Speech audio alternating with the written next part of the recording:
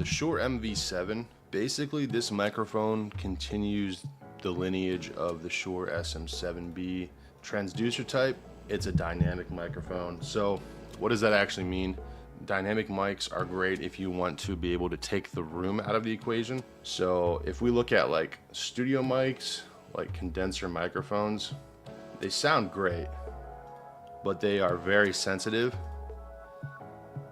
to everything in the room, including all the reflections in the room.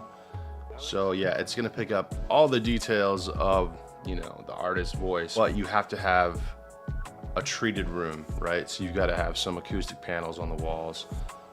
You know, you probably want to go all out and have like a vocal booth, you know, an isolated vocal booth. So I'm just looking at this Sweetwater guide. What's the difference between dynamic mics and condenser mics? Another thing that's nice about dynamic microphones is they can take a really loud sound and they won't get damaged, right? So they have a low sensitivity. Like I was saying, condenser microphones, very sensitive. They're gonna pick up everything in the room.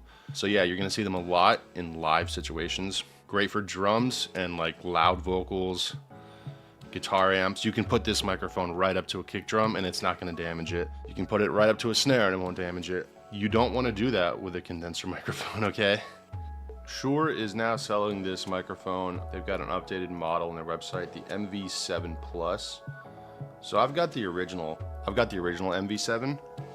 One of the main things that's really nice about it is if you're just getting started out, it's got a USB port, right? So it can go directly into your computer and it's gonna be, you know, go through a preamp. You can also use XLR. So if you've got a nicer studio preamp that you wanna run this thing through, or an audio interface that's got an XLR input, this microphone does that too. Also, headphone jack for the artist or for your podcast guest. They can hook their headphones directly up to the microphone and get that monitoring right from the device. So that's convenient for some people. You know, the original MV7 versus the Plus, basically I think they upgraded the sound. So even better audio. It's got an LED touch panel, you know, that might be useful for some people. Powerful DSP features. So that's one of the things about this microphone is if you look at the top here, it's got like this touch interface, right? So I can adjust the gain just by moving my finger, and you see those lights change. You can mute the mic, adjust the gain level. So that's pretty nice. I'm using it on USB mode. If you're in a professional studio setting and you're using a mic like this, you're gonna run it through XLR.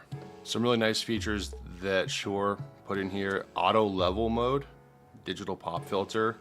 Now for the DSP effects, this is stuff like compressors and EQs that you can turn on and just leave on.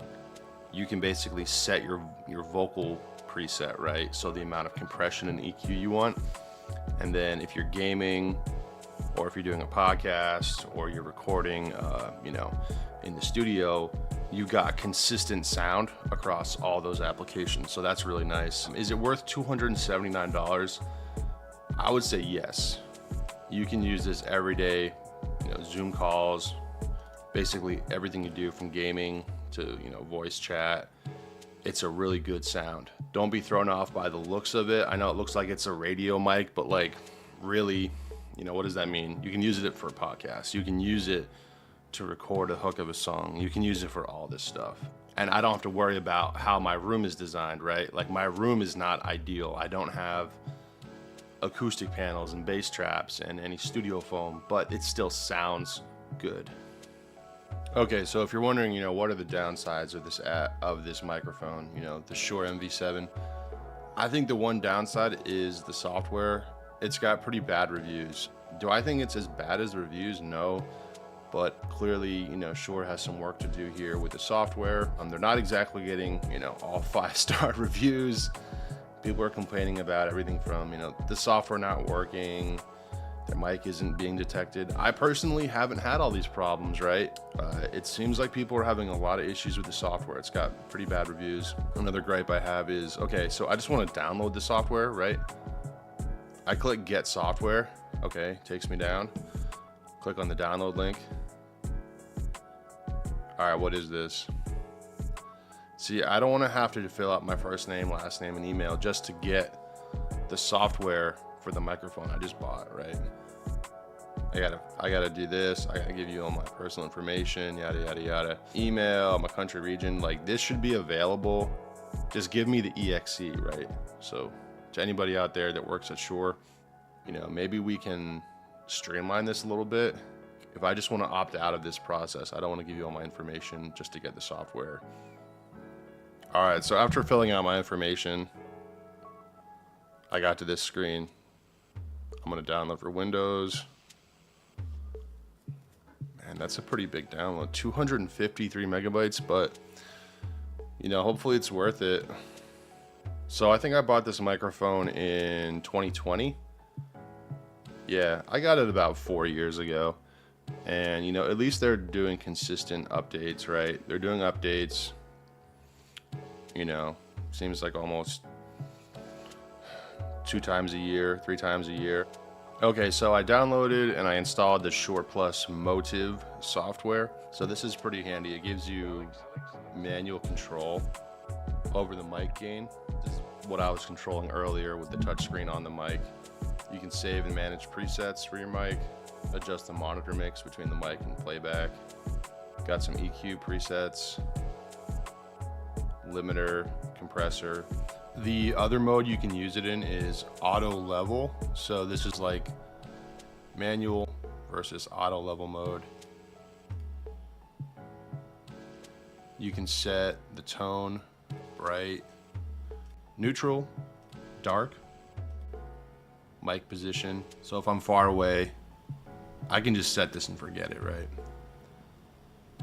And this is probably the easiest way to use this microphone. You just put it in auto level mode and you don't have to worry about it. If you're more of an engineer, go ahead and switch things over to manual, you know, set the EQ and limiter exactly how you want. I think for most folks, this is perfect, you know. Choose your position, choose your tone, and then you're good. One of the strange things about this is as soon as I opened up the Shure Plus MOTIV, they let me know that they are ending support for Shure Plus MOTIV. And they want you to use MOTIV Mix. Okay, so this is their new desktop app for recording, mixing, and streaming. Okay, it's everything. It's brand new. It's still in beta, apparently. Yeah, it looks all right.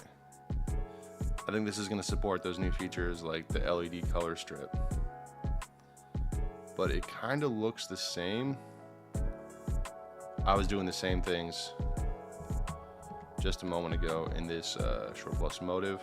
One thing you might want to think about is, are you going to do like the firmware updates? I'm going to pass because everything's working fine. You know, in my world, if it's not broken, I'm not going to update the firmware. So now that's out of the way, we've got more controls down here for like compression mode, so you can hear light, medium, and heavy compression. Let's try just some light compression. If you don't know what compression is, go look it up. You know, this video is not going to cover all that. Limiter is probably a nice thing to have so you don't go over the peak volume level when you're recording. EQ, I'm just using a basic high pass. You know, you can go into presence boost, high pass and presence boost. I don't know, maybe that sounds nice. I'll leave it on for now, you know. If the audio is terrible, then let me know in the comments. We'll find out soon enough. Mic gain, man, yeah, this thing's got a lot of gain. You can add up to 36 decibels of gain. I do find that I'm kind of quiet. I have to turn the gain up a lot. But if you're, dealing with a vocalist that's super loud, you can pull this down. I'm not really sure what to think about the new MOTIV Mix because everything seems to work okay for me with the current software. Clearly they've added some new features. They've got this new mixer and recording. I think they're trying to appeal to, people that are doing streaming more. I don't really know what's wrong with the old software, to be honest. I feel like people are never going to be happy, right? So people are saying that the previous app was way more accessible, but people were complaining about the previous app. People are saying this one will not install and it froze their MacBook. Stuck on the install screen saying preparing for install. I've never had bad experiences with like the Shure software. It seems to just kind of work. I'm still using the old one though. So anybody on the new one, the MOTIV Mix, you've had good experience or bad experience, let me know in the comments.